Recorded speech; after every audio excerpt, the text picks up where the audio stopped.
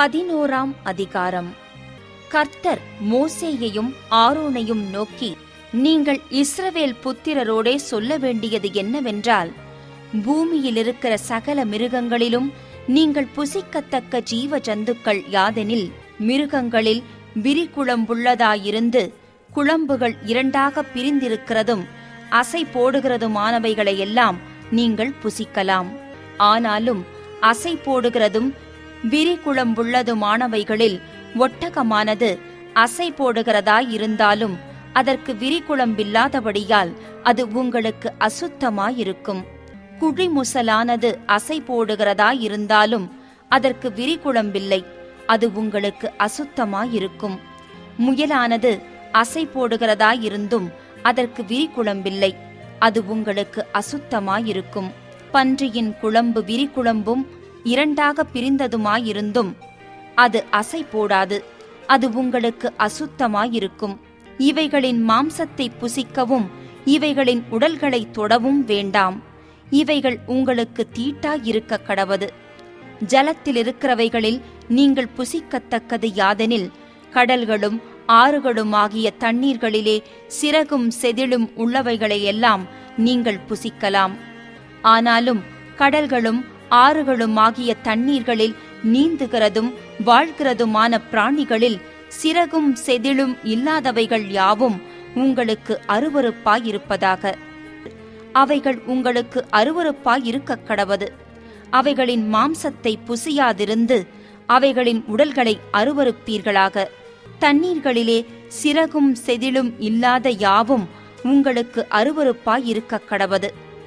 பறவைகளில் நீங்கள் புசியாமல் அருவருக்க வேண்டியவைகள் யாதெனில், கழுகும் கருடனும் கடலுராஞ்சியும் பருந்தும் சகலவித வல்லூரும் சகலவித காகங்களும் தீக்குருவியும் கூகையும் செம்புகமும் சகலவித டேகையும் ஆந்தையும் நீர்க்காகமும் கோட்டானும் நாரையும் கூழக்கடாவும் குருகும் கொக்கும் சகலவித ராஜாளியும் புழுக்கொத்தியும் வௌவாலும் ஆகிய இவைகளே. பறக்கிறவைகளில் 4 காலால் நடமாடுகிற ஊரும் பிராணிகள் யாவும் உங்களுக்கு அருவருப்பாயிருப்பதாக.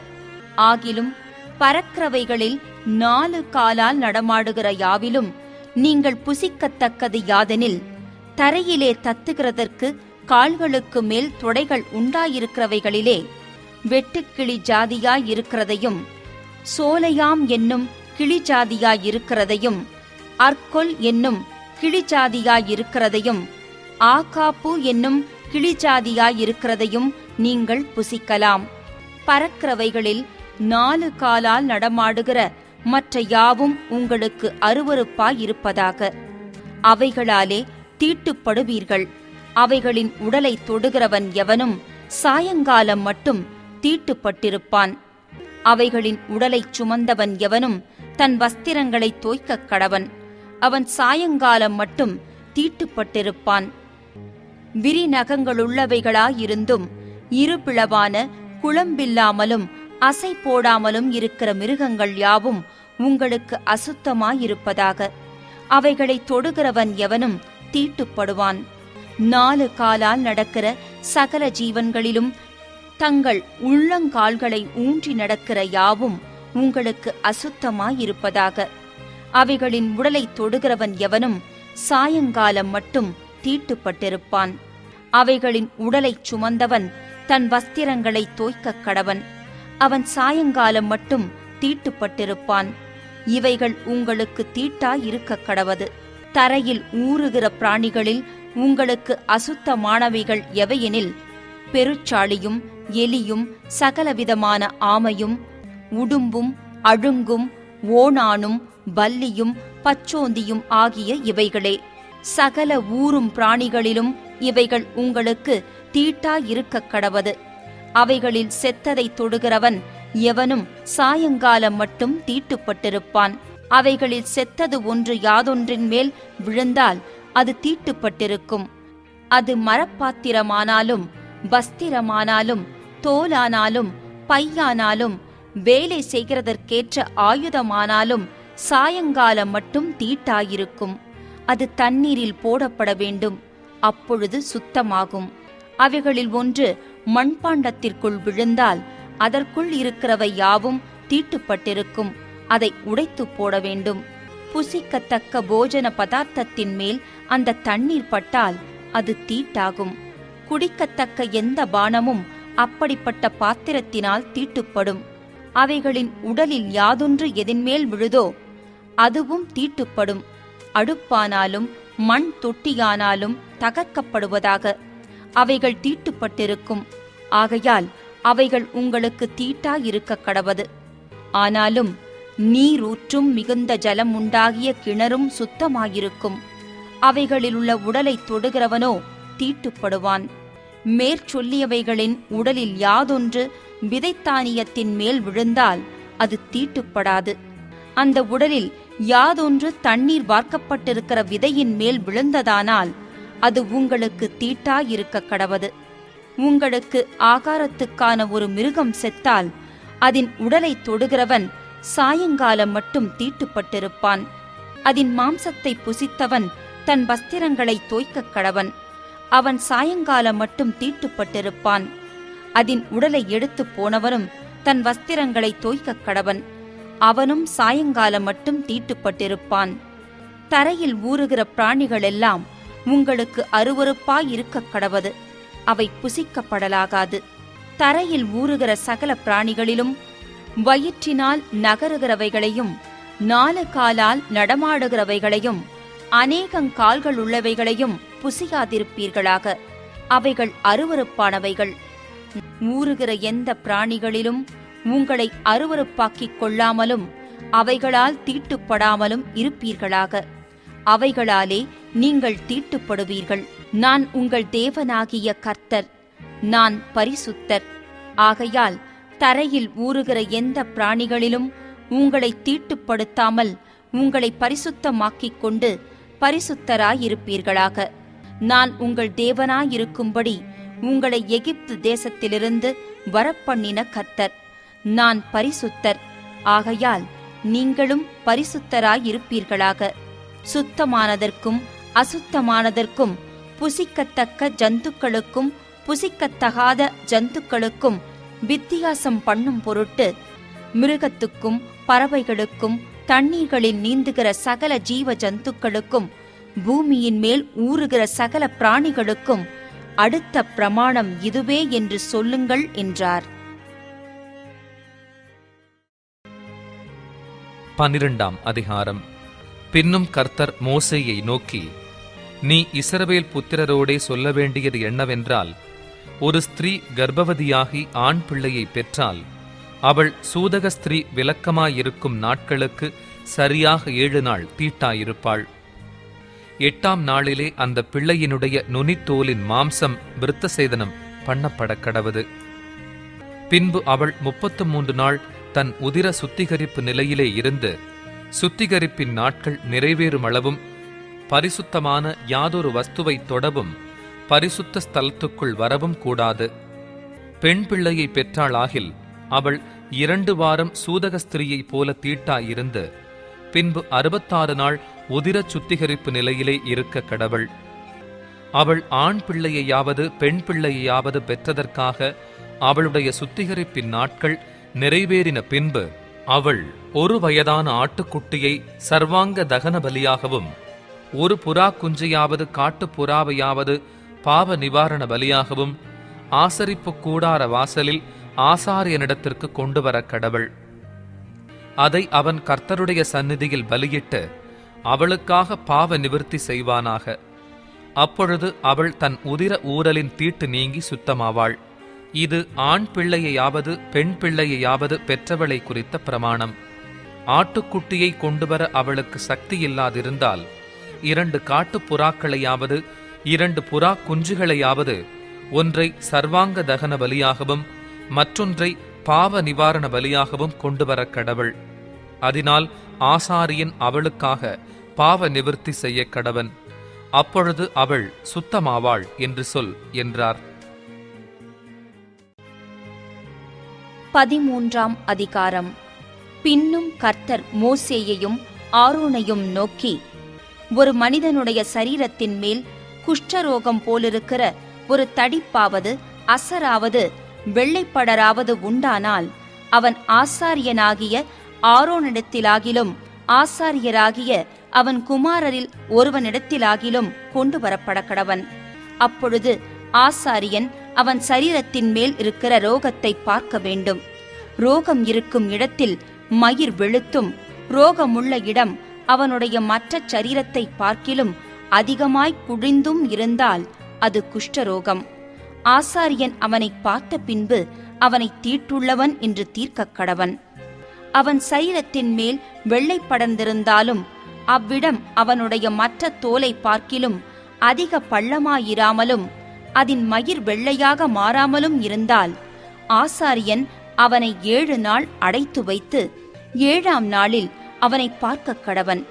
தோலில் ரோகம் அதிகப்படாமல் அவன் பார்வைக்கு ரோகம் நின்றிருந்தால் ஆசாரியன் 2ஆந்தரம் அவனை 7 நாள் அடைத்து வைத்து 2ஆந்தரம் அவனை 7ஆம் நாளில் பார்க்க கடவன். தோலில் ரோகம் அதிகப்படாமல் சுருங்கியிருந்தால் ஆசாரியன் அவனை சுத்தமுள்ளவன் என்று தீர்க்க கடவன். அது அசரு. அவன் தன் வஸ்திரங்களை தோய்த்துச் சுத்தமாயிருப்பானாக. தன்னை சுத்தமுள்ளவன் என்று தீர்க்கிறதற்கு அவன் தன்னை ஆசாரியனுக்கு காண்பித்த பின்பு அசரு தோலில் அதிகமாய் படர்ந்திருந்தால் அவன் மறுபடியும் ஆசாரியனுக்கு தன்னை காண்பிக்க கடவன். அப்பொழுது அசரு தோளிலே படர்ந்தது என்று ஆசாரியன் கண்டால் ஆசாரியன் அவனை தீட்டுள்ளவன் என்று தீர்க்க கடவன். அது குஷ்டரோகம். குஷ்டரோகம் ஒரு மனிதனுக்கு இருந்தால் அவனை ஆசாரியனிடத்தில் கொண்டு வர வேண்டும். அப்பொழுது ஆசாரியன் அவனை பார்த்து, தோளிலே வெள்ளையான தடிப்பிருந்து அது மயிரை வெண்மையாக மாறப் பண்ணிற்றென்றும் அந்த தடிப்புள்ள இடத்திலே ரணமாம்சம் உண்டென்றும் கண்டால் அது அவன் சரீரத்திலுள்ள நாள்பட்ட குஷ்டம். அவன் தீட்டுள்ளவன். ஆதலால் ஆசாரியன் அவனை அடைத்து வைக்காமல் தீட்டுள்ளவன் என்று தீர்க்கக் கடவன்.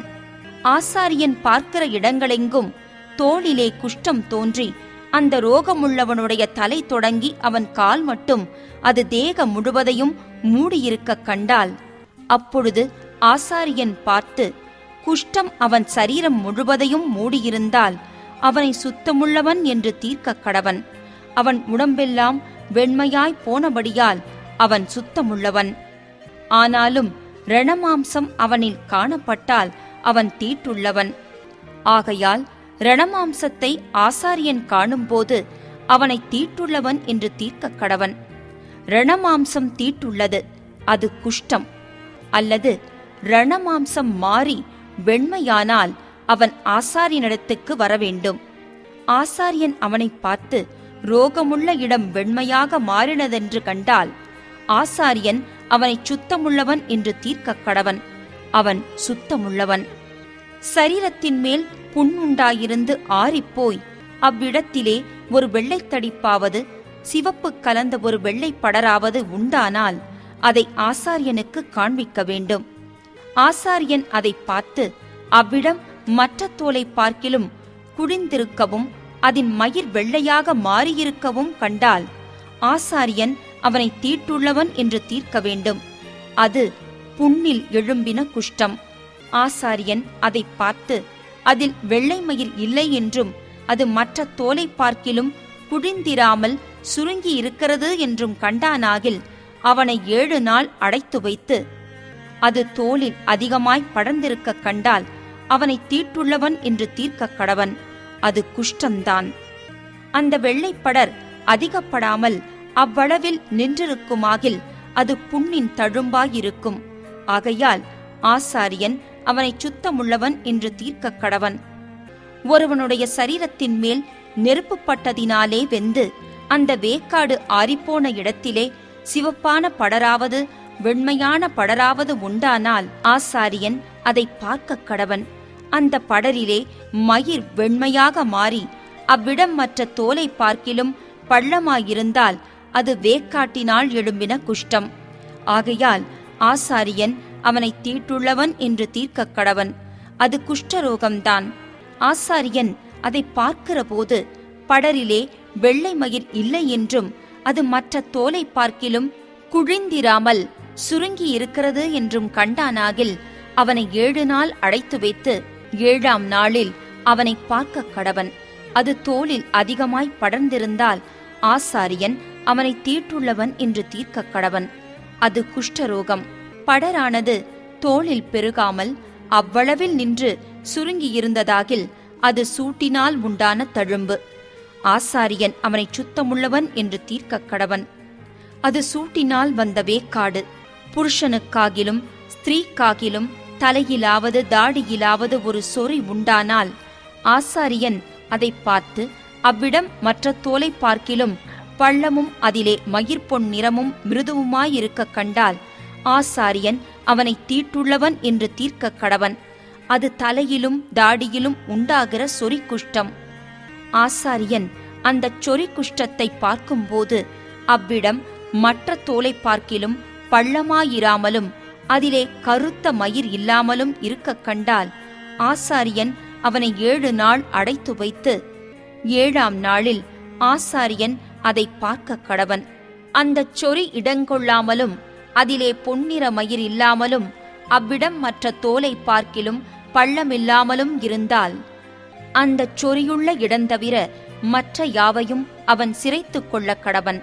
பின்பு ஆசாரியன் 2ஆம் தரம் அவனை 7 நாள் அடைத்து வைத்து 7ஆம் நாளில் அதை பார்க்க கடவன்.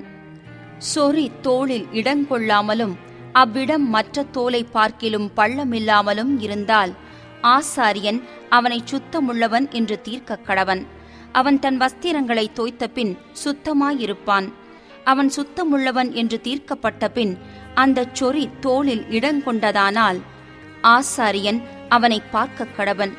சொறி தோளில் இடங்கொண்டிருந்தால் அப்பொழுது மயிர் பொன்னிறமா அல்லவா என்று ஆசாரியன் விசாரிக்க வேண்டியதில்லை. அவன் தீட்டுள்ளவனே. அவன் பார்வைக்கு அந்த சொறி நீங்கி அதில் கருத்த மயிர் முளைத்ததேயாகில் சொறி சொஸ்தமாயிற்று. அவன் சுத்தமுள்ளவன். ஆசாரியன் அவனை சுத்தமுள்ளவன் என்று தீர்க்க கடவன். ஒரு புருஷனுக்காகிலும் ஸ்திரீக்காகிலும் அவர்கள் சரீரத்தின் மேல் வெள்ளை புள்ளிகள் உண்டாயிருந்தால் ஆசாரியன் பார்க்க கடவன். அவர்கள் சரீரத்திலே மங்கின வெள்ளை புள்ளிகள் இருந்தால் அது தோலில் எழும்புகிற வெள்ளை தேமல். அவர்கள் சுத்தமுள்ளவர்கள். ஒருவனுடைய தலைமயிர் உதிர்ந்து அவன் மொட்டையனானாலும் அவன் சுத்தமாயிருக்கிறான். அவனுடைய முன்னந்தலை மயிர் உதிர்ந்தால் அவன் அரை மொட்டையன், அவனும் சுத்தமாயிருக்கிறான். மொட்டை தலையிலாவது அரை மொட்டை தலையிலாவது சிவப்பு கலந்த வெண்மையான படர் உண்டானால் அது அதில் எழும்புகிற குஷ்டம். ஆசாரியன் அவனை பார்க்க கடவன். அவனுடைய மொட்டை தலையிலாவது அரை மொட்டை தலையிலாவது மற்ற அங்கங்களின் மேல் உண்டாகும் குஷ்டத்தைப் போல சிவப்பு கலந்த வெண்மையான தடிப்பு இருக்க கண்டால் அவன் குஷ்டரோகி, அவன் தீட்டுள்ளவன். ஆசாரியன் அவனை தீட்டுள்ளவன் என்று தீர்க்க கடவன். அவன் வியாதி அவன் தலையிலே இருக்கிறது. அந்த வியாதி உண்டாயிருக்கிற குஷ்டரோகி வஸ்திரம் கிழிந்தவனாயும் தன் தலையை மூடாதவனாயும் இருந்து அவன் தன் தாடியை மூடிக்கொண்டு தீட்டு தீட்டு என்று சத்தமிட வேண்டும். அந்த வியாதி அவனில் இருக்கும் நாள் வரைக்கும் தீட்டுள்ளவனாக எண்ணப்பட கடவன். அவன் தீட்டுள்ளவனே. ஆகையால் அவன் தனியே குடியிருக்க வேண்டும். அவன் குடியிருப்பு பாளையத்துக்கு புறம்பே இருக்க கடவது. ஆட்டு மயிர் வஸ்திரத்திலாவது பஞ்சு நூல் வஸ்திரத்திலாவது பஞ்சு நூல் அல்லது ஆட்டு மயிரான பாவிலாவது மூடையிலாவது ஒரு தோளிலாவது தோளினால் செய்த எந்தவித வஸ்துவிலாவது குஷ்டதோஷம் தோன்றி வஸ்திரத்திலாவது தோளிலாவது பாவிலாவது மூடையிலாவது தோளினால் செய்த எந்தவித வஸ்துவிலாவது குஷ்டதோஷம் பச்சையாயாவது சிவப்பாயாவது காணப்பட்டால் அது குஷ்டமாயிருக்கும். அதை ஆசாரியனுக்கு காண்பிக்க வேண்டும். ஆசாரியன் அதை பார்த்து 7 நாள் அடைத்து வைத்து 7ஆம் நாளிலே அதை பார்க்க கடவன். வஸ்திரத்திலாவது பாவிலாவது மூடையிலாவது தோளிலாவது தோளினால் செய்த எந்தவித வஸ்துவிலாவது அது அதிகப்பட்டிருந்தால் அது அரிக்கிற குஷ்டம், அது தீட்டாயிருக்கும். அந்த தோஷம் இருக்கிற ஆட்டு மயிரினாலும் பஞ்சு நூலினாலும் செய்த வஸ்திரத்தையும் பாவையும் மூடையையும் தோலினால் செய்த எந்தவித வஸ்துவையும் சுட்டெரிக்க கடவன். அது அரிக்கிற குஷ்டம். ஆகையால் அக்கினியில் சுட்டெரிக்கப்பட வேண்டும். வஸ்திரத்தின் பாவிலாவது மூடையிலாவது தோலினால் செய்த எந்தவித வஸ்துவிலாவது அந்த தோஷம் அதிகப்படவில்லை என்று ஆசாரியன் கண்டால், அப்பொழுது ஆசாரியன் அதை கழுவச் சொல்லி 2ஆந்தரம் 7 நாள் அடைத்து வைத்து, அது கழுவப்பட்ட பின்பு அதை பார்க்க கடவன். அந்த தோஷம் அதிகப்படாதிருந்தாலும் அது நிறம் மாறாததாயிருந்தால் தீட்டாயிருக்கும். அக்கினியில் அதை சுட்டெரிக்க வேண்டும். அது அவ்வஸ்திரத்தின் உட்புறத்திலும் வெளிப்புறத்திலும் உருவ அரிக்கும். கழுவப்பட்ட பின்பு அது குறுகிற்றென்று ஆசாரியன் கண்டானேயாகில், அதை வஸ்திரத்திலாவது தோலிலாவது பாவிலாவது மூடையிலாவது இராதபடிக்கு எடுத்து போட வேண்டும். அது இன்னும் வஸ்திரத்திலாவது பாவிலாவது மூடையிலாவது தோலினால் செய்த எந்தவித வஸ்துவிலாவது காணப்பட்டால் அது படருகிற தோஷம். ஆகையினால் அது உள்ளதை அக்கினியில் சுட்டெரிக்க வேண்டும். வஸ்திரத்தின் பாவாவது மூடையாவது தோலினால் செய்த எந்தவித வஸ்துவாவது கழுவப்பட்ட பின்பு அந்த தோஷம் அதை விட்டு போயிற்றேயானால் 2ஆந்தரம் கழுவப்பட வேண்டும். அப்பொழுது சுத்தமாயிருக்கும். ஆட்டு மயிராலாகிலும் பஞ்சு நூலாலாகிலும் நெய்த வஸ்திரத்தையாவது பாவையாவது மூடையையாவது தோலினால் செய்த எந்தவித வஸ்துவையாவது சுத்தமென்றாவது தீட்டென்றாவது தீர்க்கிறதற்கு அதனுடைய குஷ்டதோஷத்துக்கடுத்த பிரமாணம் இதுவே என்றார்.